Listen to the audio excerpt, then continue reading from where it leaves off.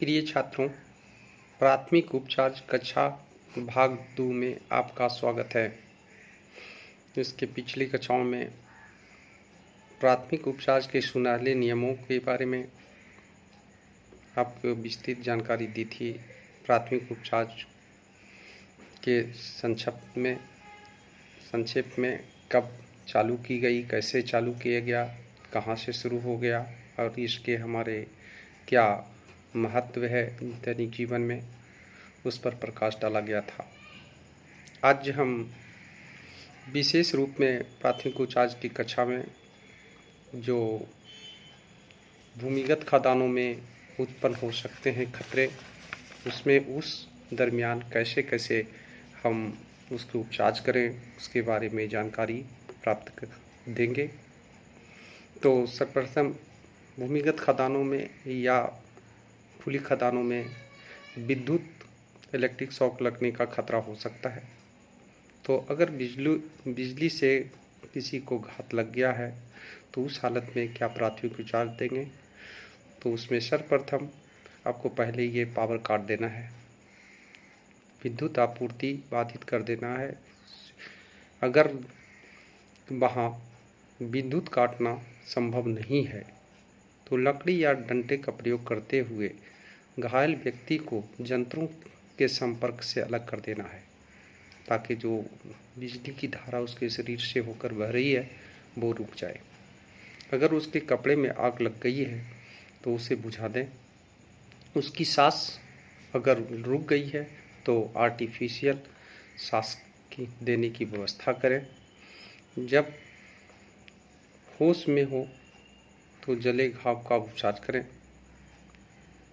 रोगी को या घायल व्यक्ति को कंबल से ढक से दें और जितना जल्दी हो सके डॉक्टर के पास ले जाएं। होश में आने के बाद उसे गर्म चाय या कॉफ़ी दें। लेकिन सबसे ज़्यादा इम्पोर्टेंट है कि जितना जल्दी से जल्दी हो सके उसके चिकित्सक या डॉक्टर के पास ले जाएं। दूसरी अवस्था ये हो सकती है कि काम करते करते कभी कभी हड्डियों में फ्रैक्चर आ सकता है, बोन फ्रैक्चर हो सकता है। तो उसमें क्या प्राथमिक उपचार करेंगे। तो टूटे हुए हड्डियों को पूर्णतः स्थान पर रखते हुए उसे सपोर्ट देना है। अगर घायल व्यक्ति को थोड़ा दूरी भी न चलाएं, उसके हिस्से को गतिहीन कर दें। अगर अतिरिक्त सपोर्ट की ज़रूरत है तो स्प्लिट या फट्टी द्वारा बांध दें। फट्टी सही लंबाई का चुन रखें। टूटे हुए भाग या ऊपर या भाग की गति को नियंत्रित करें। बीच में त्रिकोण बैंडेज बनाकर पैड बना लें और फट्टी के अंदर रखें। फट्टी के ऊपर और नीचे रखकर उसके अच्छी तरह से बांधें और इतना टाइट रखें कि वो अपने से न खुले और रक्त की संचार को बंद न कर दे। यानी घाव से अगर खून निकल रहा हो तो पहले घाव से खून जो प्रवाह को रोकने की कोशिश करें और घायल व्यक्ति को स्ट्रेचर पर लिटाकर कंबल से ढककर जल्दी से जल्दी डॉक्टर के पास ले जाएं। तीसरी अवस्था ये हो सकती है कि किसी भी व्यक्ति का बैकबोन अगर टूट गया है, रीढ़ की हड्डी, बैकबोन रीढ़ की हड्डी को कहते हैं। तो अगर ये सबसे लंबी हड्डी है, अगर ये हड्डी टूट गई है तो आप उस हालत में क्या से प्राथमिक उपचार करेंगे। तो रीढ़ की हड्डी का टूट जाना एक गंभीर, अत्यंत ही गंभीर दुर्घटना के अंतर्गत आती है। इसमें रीढ़ की हड्डी टूट जाने से उसकी जटिलता बढ़ जाएगी। इसमें पैरालिसिस भी मार सकता है, नीचे का अंग का सेंस खत्म भी हो सकता है। तो इसमें सदमा का उपचार वाला या सबसे पहले उस स्ट्रेचर पर लादना, सरफेस पर ले जाना और हॉस्पिटल पहुंचाना ये क्रियाएं संपादित करना है। तो इसमें स्टेप बाय स्टेप आपके काम करने होंगे। तो सबसे पहले ये जानें कि रीढ़ की हड्डी सीधी या कुटिल चोट की वजह से टूट सकती है। कैसे टूटी? तो पीठ बल के बल गिरने से या पीठ पर भारी बोझ पड़ने से, यानी ये साधारण टूट भी हो सकती है। और दूसरी जटिल टूट भी हो सकती है, जिसके जैसे सिर के बल या गर्दन के बल अगर गिर गए हों तो कुछ भाग उसका लंबे मेरुदंड का टूट सकता है। ये तो रीढ़ की हड्डी का अगर टूट गया है तो उसे तुरंत सावधान कर दीजिए कि अधिक से अधिक हिल डोल, यानी कम से कम हिल डोल नहीं करें, कुछ भी हिल डोल नहीं करें, गतिहीन बनाए रखें। यानी रोगी जिस अवस्था में लेटा है उसे लेटने दें। यदि घायल और मूर्छित अवस्था में है रोगी तो सर्वप्रथम आप ये देख लें कि उसकी जीभ जो है श्वसन क्रिया में कहीं मदद तो बाधा तो नहीं डाल रही है, रुकावट तो नहीं डाल रही है। घायल व्यक्ति को हिलाइए नहीं, उसे कंबल से ढक दीजिए, आराम करने के लिए दीजिए जब तक कि चिकित्सक न पहुंच जाए। उस पर पूर्ण रूपेण सावधानी रखिए। घायल टेंगुने और उंगलियों के बीच में गद्दी रखिए। अंग्रेजी के 8 आकार का जो पट्टी होती है 8 आकार की, उसे बांधिए। घुटने और आसपास की चौड़ी पट्टी बांधिए। किसी सुरक्षित जगह पर ले जाने की तैयारी कीजिए।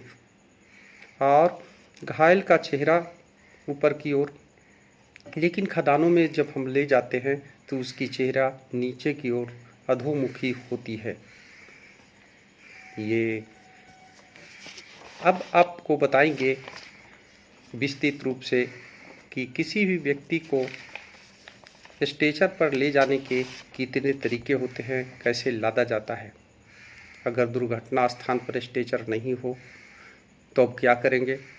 उस हालत में कोई लंबा पटरा खिड़की का हो सकता है या दरवाजे का तख्ता, उस पर लेटाना है।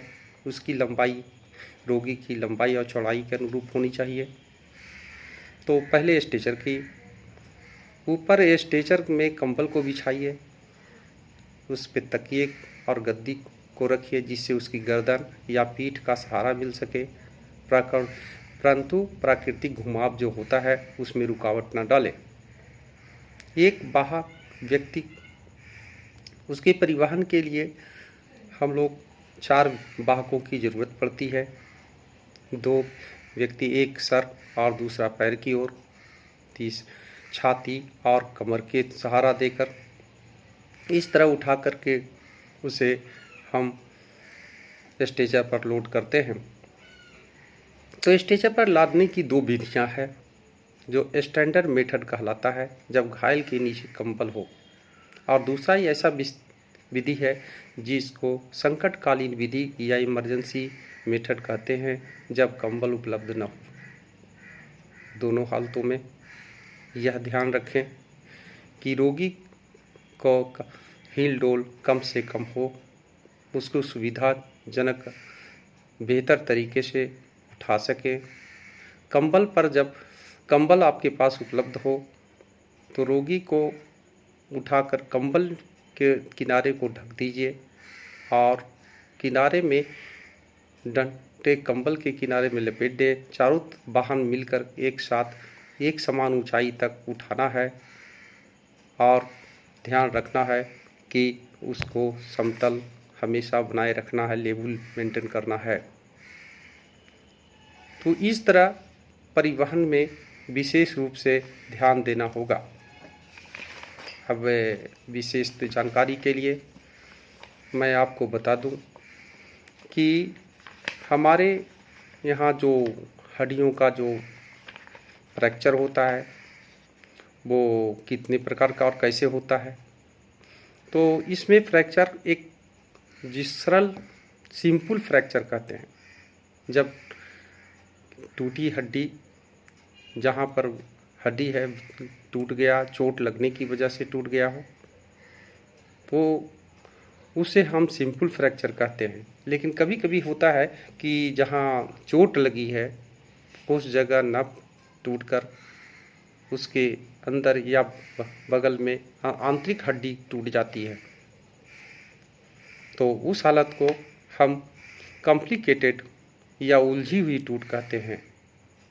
जब बाहरी घाव अंदर टूट में चला जाता है, यानी टूटी हुई हड्डी बाहर निकल जाती है, तो उसे विशेष टूट कहते हैं। तो इस प्रकार टूट का जो परिभाषा हो गई, टूट के जो प्रकार हो गए, साधारण टूट, उलझी हुई टूट, विशेष या खुली हुई टूट। आगे के जो टूट है बहुखंड टूट कहलाता है, जो एक हड्डी कई बार टूट गया हो। पचड़ी टूट, जब टूटी हुई हड्डी एक दूसरे के बाद घुस जाता है।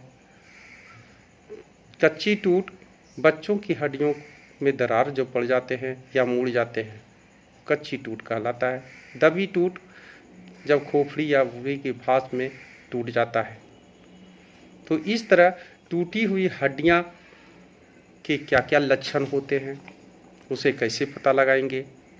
तो टूटी हुई स्थान पर पीड़ा होगी पहला, दूसरा छूने पर व्यथा होगी, कष्ट होगा, तीसरा सूजन हो जाएगा उस जगहों पर, चौथा शक्तिहीन यानी उस जगह सुनने जैसा लगेगा, पांचवा उसका लक्षण है अंगों का कुरूप हो जाएगा, छठा हड्डियों का विषमता हो जाएगी, पहले की हड्डी और बाहर दोनों के बीच में अंतर आ जाएगा, टूट के स्थान में हिलना अस्वाभाविक हिलन उसमें हो जाएगा, मूवमेंट होने लगेगा, किरकिराहट हो जाएगी जो सुनाई पड़ता है। तो इस तरह हड्डियों के टूटने के लक्षण दिखाई पड़ते हैं। ये इसे आसानी से पहचाना जा सकता है कि हड्डियां टूट गई है। और टूटी हुई हड्डियों का उपचार का साधारण नियम है कि जहाँ पर हड्डी टूटी है उसी जगह पर उपचार कीजिए। चुटैल, और दूसरा है कि चुटैल भागों को साध कर सहारा देकर के बांध दीजिए ताकि हिलना डुलना न हो। तीसरा है, इसका नियम बोलता है साधारण नियम, कि टूटी हड्डी का अस्थिर कर दीजिए पट्टी या फराची कमाची द्वारा, स्प्लिट द्वारा। तो इस तरह ये हुआ प्राथमिक उपचार।